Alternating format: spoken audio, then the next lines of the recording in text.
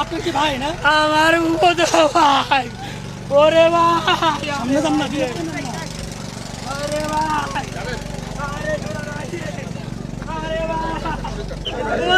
এখনো পর্যন্ত বন্ধুরা গত সারা রাতের ধকল শেষে এই দৌলতদিয়ার ৩ নম্বর ফেরিঘাটটি একেবারে ধ্বংসস্তূপে পরিণত হয়েছে। আপনারা দেখতেই পাচ্ছেন ক্যামেরার সাহায্যে। এখানে দেখতেই কেমন যেন একটি ভয়ঙ্কর লাগছে এই ফেরিঘাটটি। এখান থেকে গত রাতে একে একে ২৩ জনের মরদেহ উদ্ধার করা হয়েছে। এরই মধ্যে আপনাদেরকে আমি তথ্য জানিয়েছি যে ২২ জনের মরদেহ পরিবারের কাছে হস্তান্তর করা হয়েছে। একজন নারী, তার নাম নাসিমা বেগম, তার বাড়ি হচ্ছে দিনাজপুরের পার্বতীপুর উপজেলায়, যে কারণে তার কোনো স্বজনরা এখনো পর্যন্ত আসেননি। তার মরদেহটি রাজবাড়ী সদর হাসপাতালের মর্গের ফ্রিজে রাখা হয়েছে।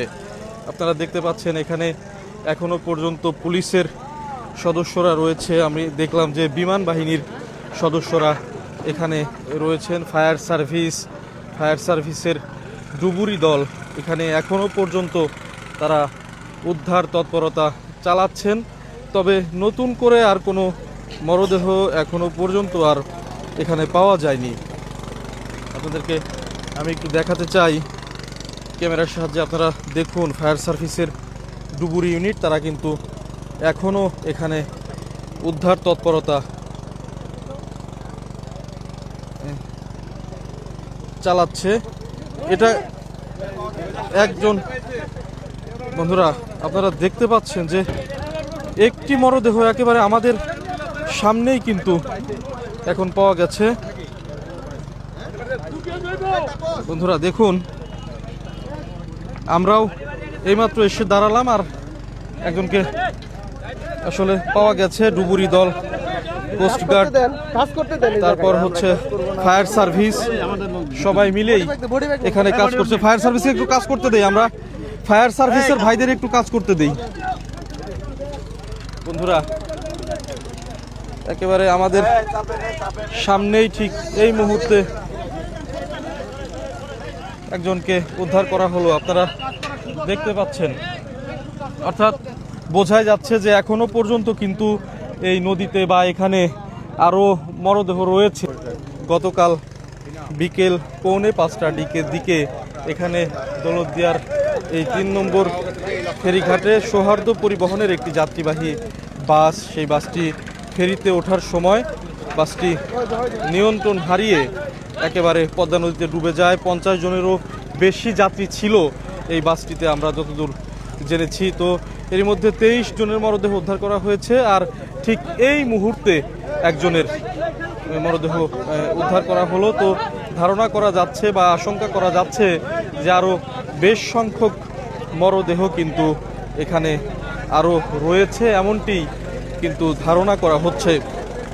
বন্ধুরা আমি ঠিক দৌলতদিয়া ফেরিঘাটের ৩ নম্বর ফেরিঘাটে রয়েছি। গতকাল রাতে উদ্ধার তৎপরতা সমাপ্ত করা হয়েছিল এবং আজকে সকাল থেকে আবার উদ্ধার তৎপরতা শুরু করা হয়েছে এবং উদ্ধার তৎপরতার এক পর্যায়ে কিন্তু একটু আগেই আপনারা দেখলেন যে একটি মরদেহ এখান থেকে উদ্ধার করা হলো।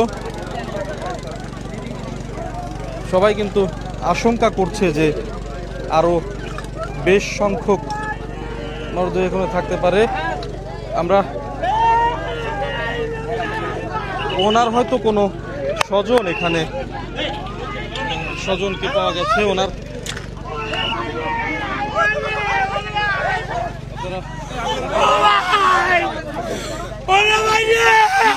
ওনার কি নাম? বন্ধুরা উজ্জ্বল শেখ, যাকে এইমাত্র পাওয়া গেল। ভাই বাড়ি কোথায়? বাড়ি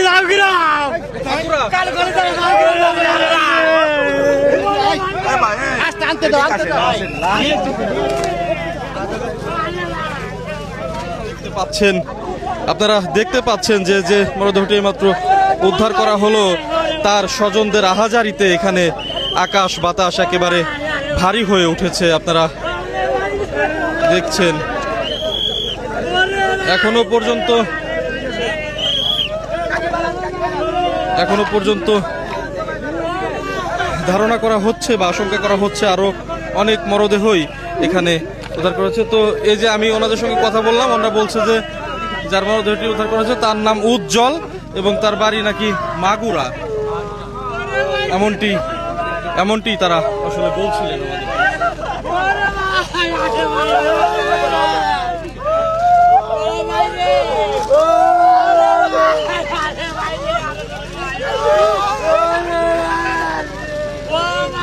তো বন্ধুরা, আপনারা আমার সঙ্গেই থাকুন, আমার পেজের সঙ্গে যুক্ত থাকুন এবং একের পর এক এখানে যে আপডেটগুলো এখানে পাওয়া যাবে, আপডেটগুলো আমি আপনাদেরকে সবসময় সবার আগে জানিয়ে দেওয়ার চেষ্টা করব।